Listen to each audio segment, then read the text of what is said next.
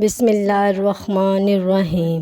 حرام کمائی سے بچنا چاہتے ہیں تو یہ حدیث ضرور سنیں۔ حضرت جابر بن عبداللہ رضی اللہ تعالیٰ عنہما سے روایت ہے کہ رسول اللہ صلی اللہ علیہ وآلہ وسلم نے فتح مکہ کے سال مکہ میں فرمایا، اللہ تعالیٰ اور اس کے رسول صلی اللہ علیہ وآلہ وسلم نے شراب، مردار، خنزیر اور بتوں کی فروخت حرام قرار دی ہے۔ اس وقت آپ صلی اللہ علیہ وآلہ وسلم سے عرض کیا گیا، اے اللہ کے رسول، مردہ یعنی جانوروں کی چربی کے بارے میں فرمائیے۔ اس سے کشتیوں کو چکنا کیا جاتا ہے، چمڑوں کو لگایا جاتا ہے، یعنی اور اس طرح انہیں قابل استعمال بنایا جاتا ہے، اور لوگ یعنی اسے چراغوں میں جلا کر اس سے روشنی حاصل کرتے ہیں۔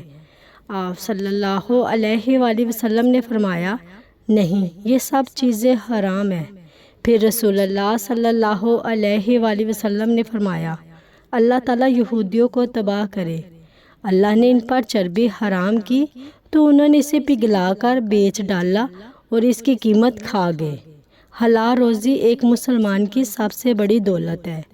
وقتی فائدے یا زیادہ منافع کے لیے کبھی بھی ایسے راستے اختیار نہیں کرنے چاہیے جنہیں اللہ تعالیٰ اور اس کے رسول صلی اللہ علیہ وآلہ وسلم نے حرام قرار دیا ہو، اور حرام چیز سے حاصل ہونے والی کمائی میں برکت نہیں ہوتی، چاہے وہ کسی بھی طریقے سے حاصل کی جائے۔